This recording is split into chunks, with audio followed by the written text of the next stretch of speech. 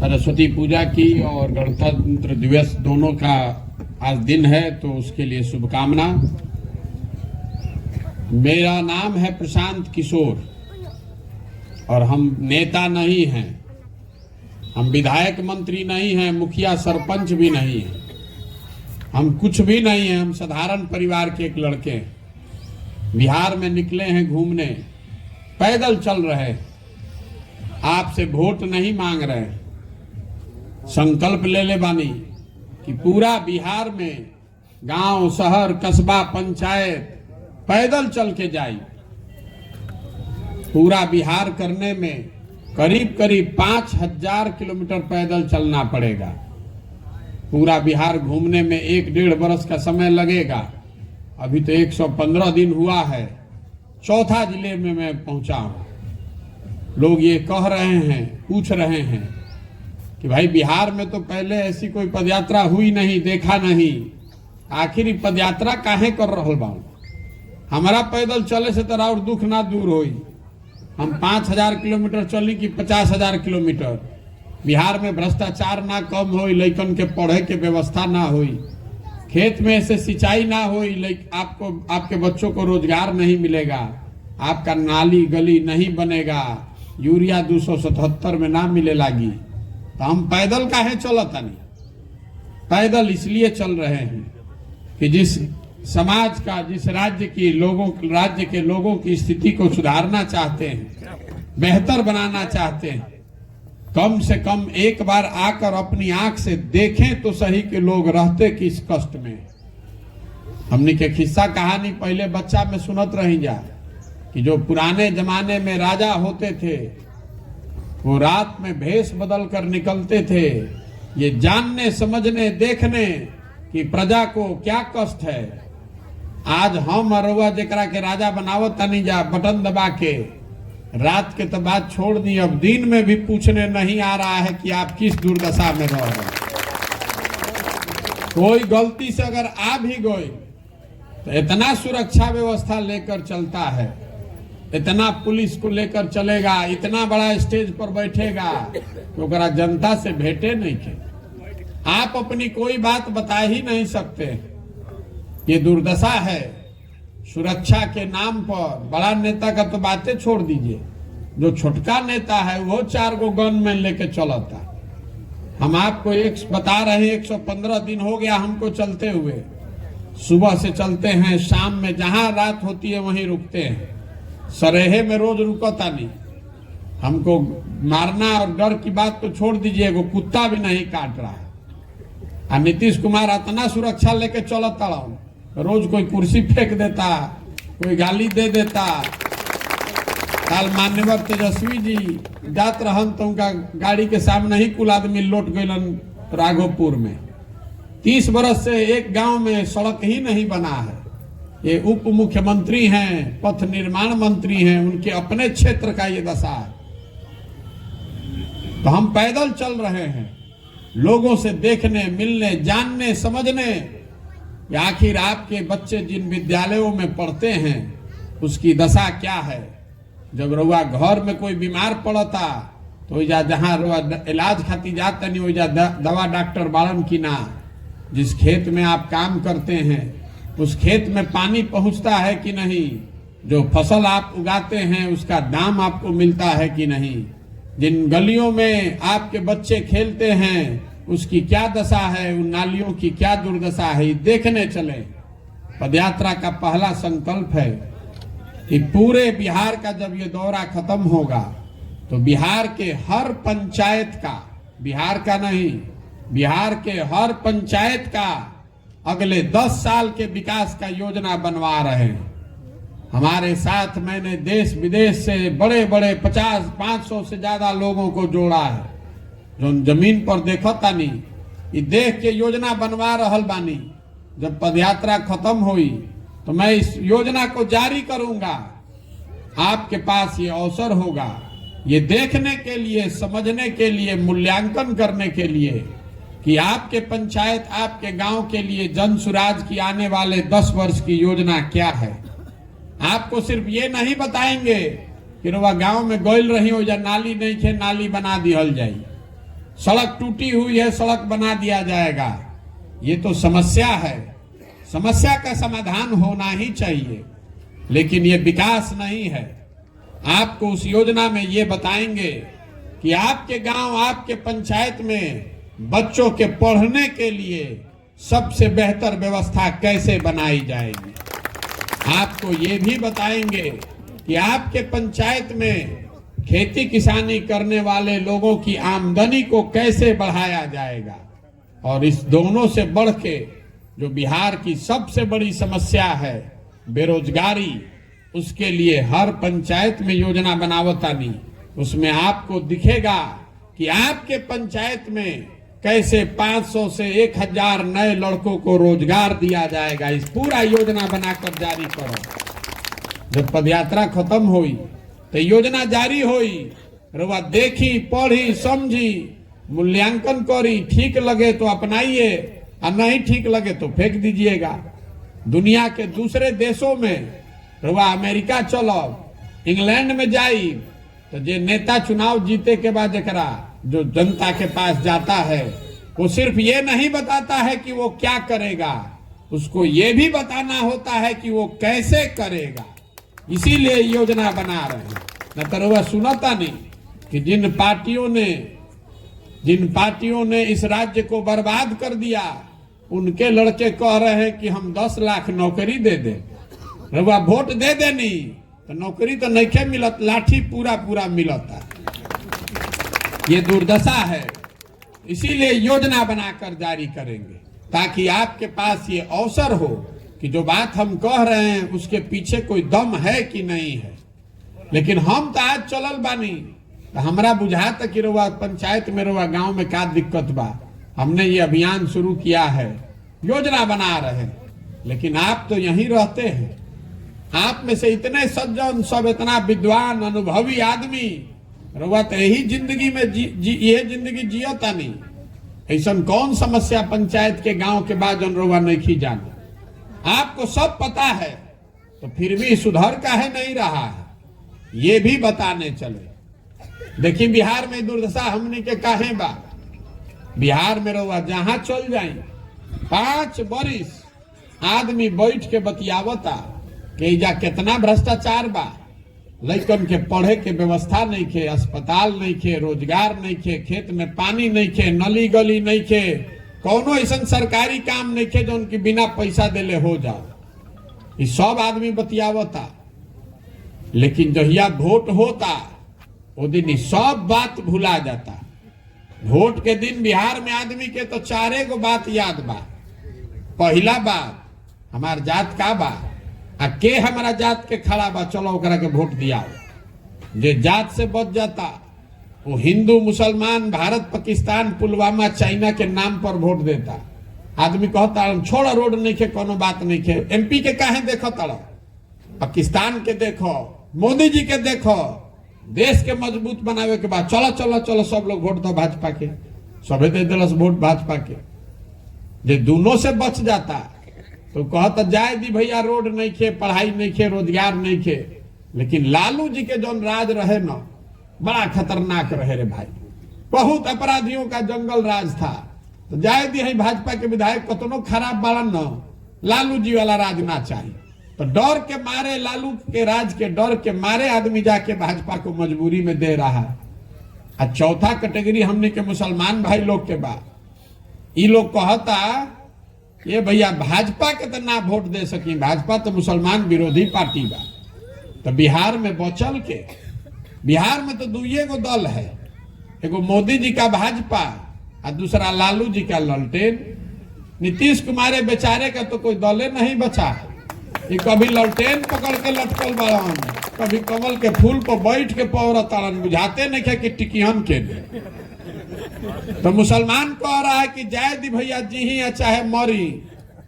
अब भाजपा के दे ना सकी तो ललटेने लौकत यही करके दबावल जाओ।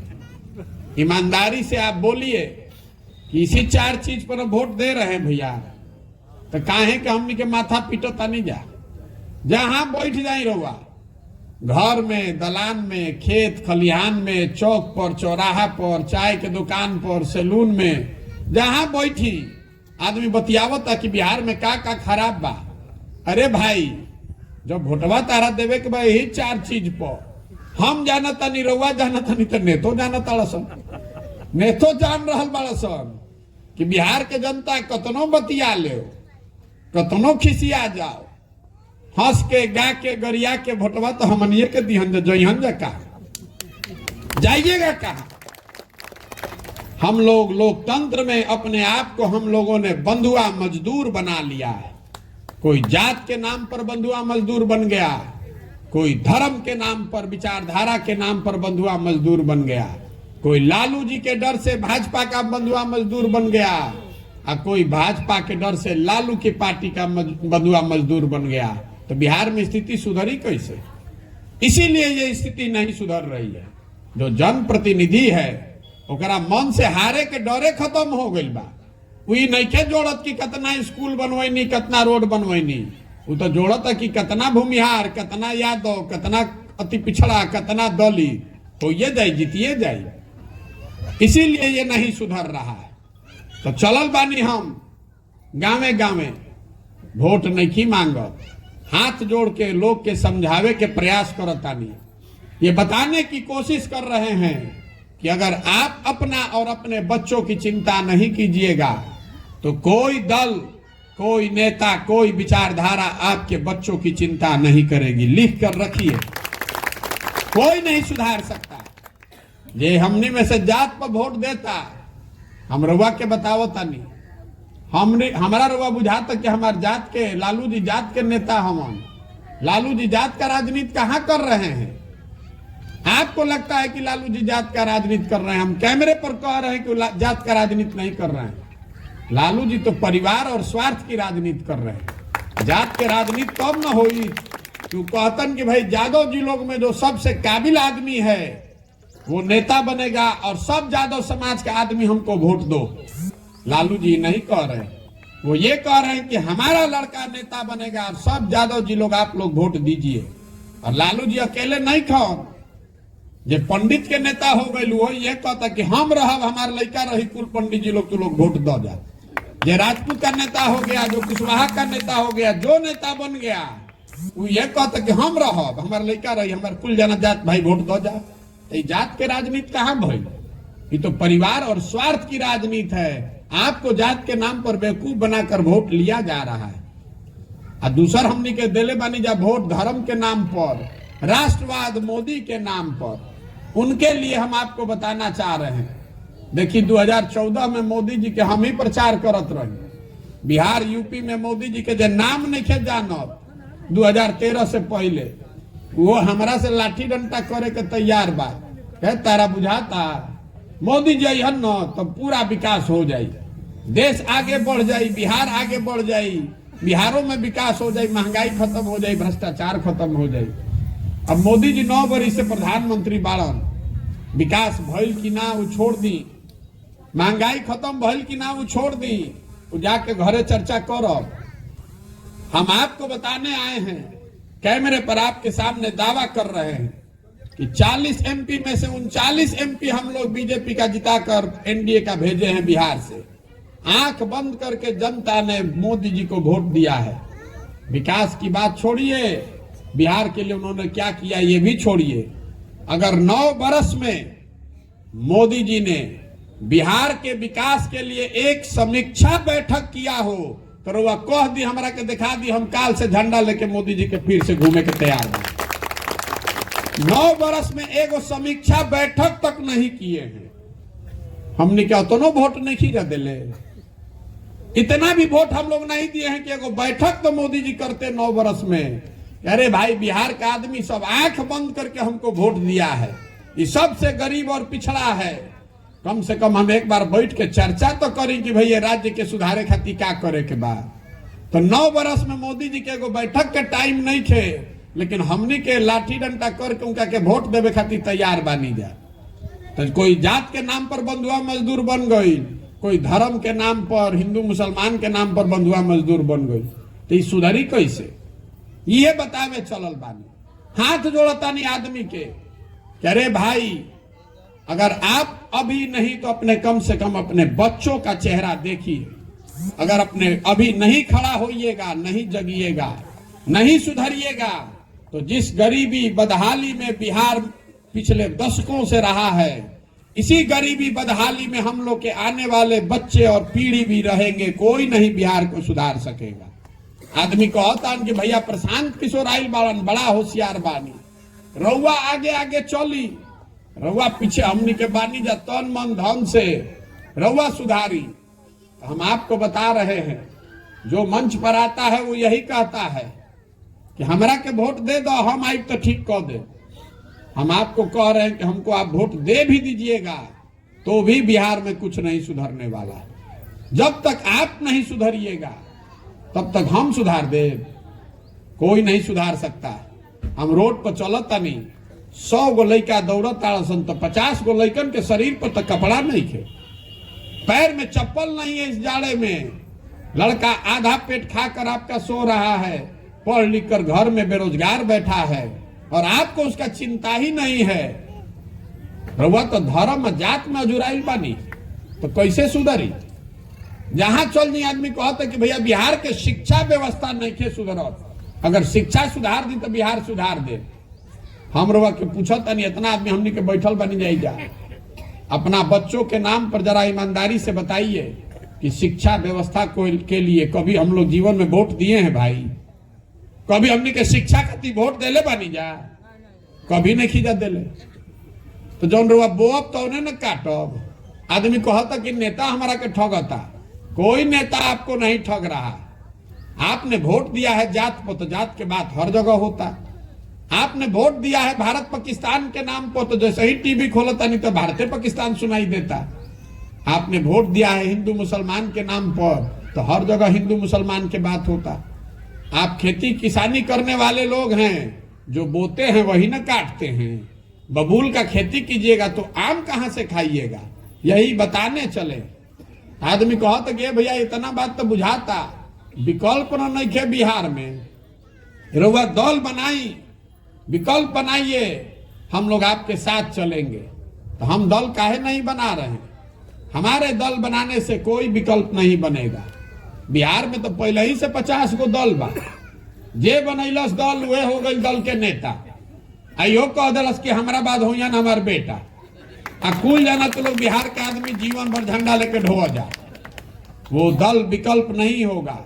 अगर विकल्प बनना है तो गांधी जी ने जो रास्ता बताया, दिखाया, उस रास्ते पर चलना पड़ेगा। जैसे गांधी जी ने देश को आजाद करने के लिए समाज के हर तबके को, हर वर्ग को साथ में लिया, उसी तरीके से अगर बिहार को गरीबी से, बेरोजगारी, भ्रष्टाचार से निकलना है तो समाज के हर वर्ग को खड़ा होना पड़ेगा। तो पदयात्रा का दूसरा लक्ष्य ये है कि गांव, शहर, कस्बा, देहात से हर वो आदमी, हर वो महिला, हर वो पुरुष जो इस नई व्यवस्था को बनाने में अपना कंधा लगाना चाहता है, उसको हाथ पकड़कर साथ में ले चले। वो गरीब हो, अमीर हो, अगड़ा हो, पिछड़ा हो, हिंदू हो, मुसलमान हो, जो भी इस नई व्यवस्था को बनाना चाहता है उसको अपने साथ लेकर चलना चाहते हैं। जब पदयात्रा खत्म हुई तो सबके एक साथ बैठाई और सब लोग मिल के तय करी कि दल बनावे के बाद तो बन जाए दल। दल बनाने में कितना देर लगता है? वो तो एक दिन में बन जाएगा। लेकिन अगर दल बना तो दल प्रशांत किशोर का नहीं, किसी व्यक्ति का नहीं, किसी परिवार का नहीं, किसी जाति का नहीं, बिहार के उन सारे लोगों का होना चाहिए जो इसको मिलकर बनाए और आगे मिलकर ही चलाए। दल का नेता प्रशांत किशोर काहे बनेंगे? दल का नेता उसको होना चाहिए जो बिहार का सबसे काबिल चेहरा है, जिस पर सबका भरोसा है, जो बिहार को गरीबी से निकाले, उसको न दल का नेता होना चाहिए। तो अब रउआ बताई कि प्रयास होके के चाहिए कि ना होके के चाहिए? तो हम गाँव गाँव चलता नहीं, वोट करावता नहीं लोग से। आपसे वोट के जरिए गांव गांव में पूछ रहे हैं कि होना चाहिए कि नहीं। अभी आपसे सवाल पूछेंगे, इसका आपको वोट से जवाब देना है हाथ उठा के। अभी रुक जाइए, सवाल पूछे दी। हाँ तो हाँ, जरा ना बोले के बाबू ना बोली, जोर से हाथ उठाकर बोलेगा। पिछले 30-40 सालों में आपने जिसको भी वोट दिया, बिहार की जनता ने जिस पर भी भरोसा किया है, किसी ने बिहार के बच्चों की चिंता नहीं की। ये समय है कि बिहार की जनता गांधी जी के बताए हुए रास्ते पर चलकर अपने और अपने बच्चों के भविष्य के लिए मिलकर अपना विकल्प बनावे, जनता का विकल्प बनाए। आप बताइए कि बिहार की जनता को मिलकर अपना विकल्प बनाना चाहिए कि नहीं बनाना चाहिए? सबके हाथ उठावे के बाद ऐसे ना चली। जरा ना बोले के बता ना बोली ना तो आदमी कहें कि हमारा यहाँ तो आइले ना रहा, नहीं देखा तो कैमरा लागल बा, खा के खिचड़ी कहीं सुतल हो यहाँ कहीं कहाँ आयल रहा हमारा गांव में, हमारा तो पता नहीं कि झूठो बोलता हूँ। फिर से पूछते हैं, हाथ उठाकर एक बार बोलिएगा। बिहार की जनता को मिलकर अपना विकल्प बनाना चाहिए कि नहीं बनाना चाहिए? बनावे के चाहिए तो आदमी कहते कि भैया मान ले कि विकल्प हमने के बनाइयो लिहल जाए, चुनाव कैसे जीतल जाए? इतना बड़ा बड़ा दल है, पैसा है, साधन है, संगठन है, हमने भी जो कुछ है नहीं कि हमने के चुनाव कैसे जीतल जाए। तो आपको बताने आए हैं कि चुनाव कैसे जीतेंगे। लोकतंत्र में जनता के आगे कोई नहीं है, जन बल के आगे कोई बल नहीं है। आप हनुमान हैं, आपको अपनी शक्ति का एहसास नहीं है। एक बार जनता खड़ी हो जाए तो उसके सामने कोई दल, कोई समीकरण टिके वाला नहीं के। और दूसर बात, जो प्रशांत किशोर के जाना था उसको मालूम है कि और कुछ हो चाहे नहीं, इस लड़के को चुनाव लड़ाने आता है। पिछले 10 साल में जिस दल का, जिस नेता का हमने हाथ पकड़ा है, कोई चुनावे नहीं हारा है। इस बार संकल्प लिए हैं, किसी दल का नहीं, नेता का नहीं, आपका बिहार की जनता का हाथ पकड़े। जिसको भी समाज अपने बीच से चुनकर निकाल देगा, गरीब हो, अमीर हो, अगड़ा हो, पिछड़ा हो, महिला हो, पुरुष हो, जिसको समाज चुनकर निकालेगा उसी के पीछे अपनी पूरी ताकत, शक्ति, पैसा, बुद्धि लगाएंगे और आपके सहयोग और आशीर्वाद से उसको जिता कर लाएंगे। ये संकल्प लेकर आए हैं। बिहार तब सुधरेगा जब हजारों अच्छे लड़कों को वार्ड सदस्य जिता कर ला दें। बिहार तब सुधरेगा जब 5,000, 6,000 अच्छा आदमी मुखिया और सरपंच बनेगा। बिहार को अगर सुधारना है तो सैकड़ों अच्छे लोगों को जिला परिषद और विधायक बनाना होगा। खाली मुख्यमंत्री बदलने से बिहार नहीं सुधरने वाला है। पूरा व्यवस्था में घून लग गया है, नीचे से लेके ऊपर तक। यही से ही पूरा प्रयास कर रहल बानी। तो आप बताइए, प्रयास करी ना भाई। तरवा से वोट मांगत नहीं की, चंदा चाहिए ना हमरा। किसी का एक कप चाय भी नहीं पीते हैं, अपना चाय और खिचड़ी भी गाड़ी में लेके साथ ही में चलते हैं। आप और नजर घुमा के देखी, कहीं एक अपना फोटो भी नहीं लगाते। आपसे मांगने आए हैं आपका आशीर्वाद। ये कठिन काम है। पिछले 40-50 सालों में बिहार में किसी का हिम्मत नहीं पड़ा है कि समाज में नीचे उतरकर इस सुधार के काम को शुरू करे। अगर इसको सफल होना है तो इसके लिए ऊपर वाले की कृपा चाहिए और आपका आशीर्वाद और दुआ चाहिए। अगर आपको लगता है कि जो काम हम कर रहे हैं ये ठीक काम है, ये समाज के हक में है, बिहार के बच्चों के हक में है, तो एक बार हाथ उठाकर दुआ दीजिए, आशीर्वाद दीजिए। करें ना प्रयास, होके ना प्रयास भैया, माना और आशीर्वाद। एक अंतिम बात, हमने के बाहर जाता नहीं जा, बिहार से बाहर बच्चे पढ़ने जाते हैं, रोजी रोजगार मजदूरी करने जाते हैं, तो कहता है बिहारी मतलब बेवकूफ, बिहारी मतलब अनपढ़। हर दिन पूरे देश में बिहार के लोगों को जलालत सहनी पड़ती है। ये शब्द बिहारी गाली बन गया है। हम लोग बेवकूफ नहीं हैं, बिहार के लोग बेवकूफ नहीं हैं। यहाँ के नेताओं ने, व्यवस्था ने हम लोग को बेवकूफ बना दिया है। एक बार आप खड़े हो जाइएगा, अपने बच्चों के लिए ये संकल्प ले लीजिए कि हम जात पर नहीं, धर्म पर नहीं, 5 किलो अनाज नाले पर नहीं, अपने बच्चों के पढ़ाई के लिए, अपने बच्चों के रोजगार के लिए, अपने सम्मान के लिए वोट देंगे। तो आप देखेंगे बिहार में वो व्यवस्था बनाई जा सकती है कि जो लड़के आज फैक्ट्रियों में जाकर बाहर मजदूरी कर रहे हैं, वही लड़के बिहार में वापस आएंगे, फैक्ट्री लगाएंगे भी और चलाएंगे भी। इस मिट्टी में इतनी ताकत है। 2000 साल के इस देश के इतिहास में करीब 1500 साल तक पूरे देश की राजनीति की धुरी बिहार में रही है। यहाँ देवताओं को भी ज्ञान मिला है। इस मिट्टी में, मिट्टी की जो ताकत है, इसका गौरव करना सीखिए। हम लोग बेवकूफ लोग नहीं हैं। तो एक बार इस मिट्टी के सम्मान में, जहां हम लोग पैदा हुए, हम लोग के माँ बाप और पूर्वज पैदा हुए, इस मिट्टी के सम्मान में एक नारा लगाकर इसको खत्म करेंगे। मैं बोलूंगा जय बिहार, आपको बोलना है जय जय बिहार। जय बिहार, जय बिहार, जय बिहार। बहुत बहुत धन्यवाद। तो हम चलो तानी